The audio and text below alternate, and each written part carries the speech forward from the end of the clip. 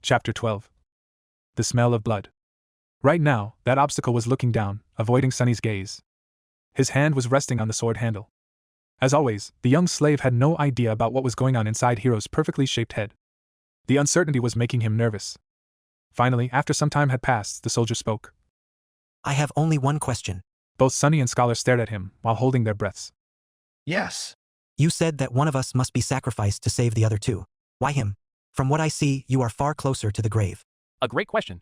I was just about to ask it myself. Before the first attack, he was already bleeding because of your senior's whip. During the attack, he was drenched in the blood of a fellow slave. His cloak, too, was soaked in it when the previous owner died. The boy already reeks of blood. Keeping him alive will put us in danger. That's why he is the best choice. The grin died before reaching Sunny's face. Curse you and your big brain. Scholar's reasoning was appallingly solid. Hiro listened, his expression growing darker with each word. Finally, he looked at Sunny, a dangerous light shining in his eyes. That is true. Your logic is almost unassailable, he said, unsheathing the sword. However, you fail to account for one thing. Scholar raised an eyebrow, trying to hide his own nervousness. What might that be? It's that I know who you are, Your Grace. I also know what you've done and how you ended up a salve. Just one of the revolting crimes you have committed would be enough to make me want to kill you. So if there is someone among us who deserves to be sacrificed, it's you. Scholar's eyes widened. But the smell of blood. Don't worry about it. I'll make you bleed enough to overpower whatever residual scent the boy carries. It all happened so fast that Sunny barely had time to react. Hiro lunged forward with a speed that seemed almost inhuman. A moment later, Scholar was shrieking on the ground, his leg broken with one strike from the flat side of the young soldier's sword.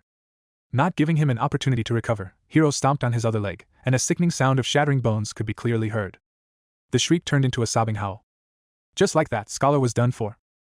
The brutality of Hiro's actions was in such stark contrast with his usually graceful demeanor that Sunny felt blood turning to ice in his veins. This was scary. The soldier gave him a calm look and said in a placid tone, Wait for me here. Crap. This is too much. He still couldn't believe how sudden Scholar's demise came to be. And how ruthless it was. Some time later, Hiro was back, acting as though nothing had happened. But it was exactly that normalcy that unnerved Sunny the most.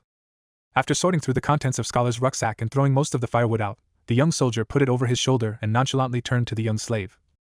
Let's go. We need to hurry. Not knowing what to say, Sunny gave him a nod and headed forward. Now there were only two of them left. It was sort of stupid, but Sunny suddenly felt lonesome. Walking on the stone path was much easier than scaling the mountain wall. He even had time for unnecessary thoughts.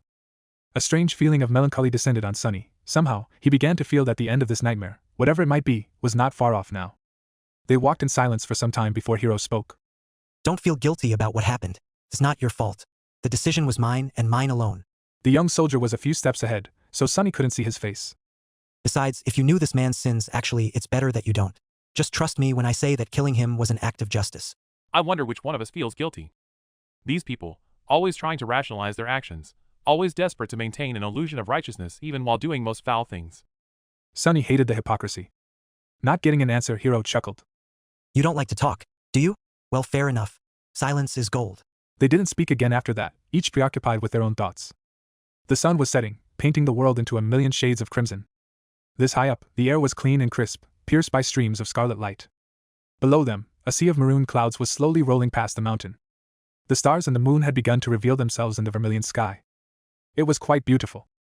However, Sunny could only think about how cold it was going to be once the sun fully disappears. Before that happened, Hiro had found them a shelter. Not far from the path, hidden behind some tall rocks, was a narrow crevice that extended into the slope of the mountain.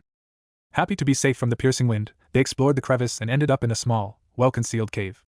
Sunny made a move to unbundle some firewood, but Hiro stopped him with a shake of his head. Today we will camp without making a fire. The beast is too close. Camping without the warm flames to keep them company was not going to be pleasant, but at least they weren't going to freeze to death inside the cave. In any case, the alternative was too frightening.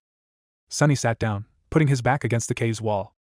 Hiro settled opposite of him, looking downcast and thoughtful. He was obviously in a strange mood. If nothing else, it was apparent from the fact that today, for the first time, the young soldier had failed to care for his sword after making camp. Soon, the sun was gone, and their small cave became completely dark.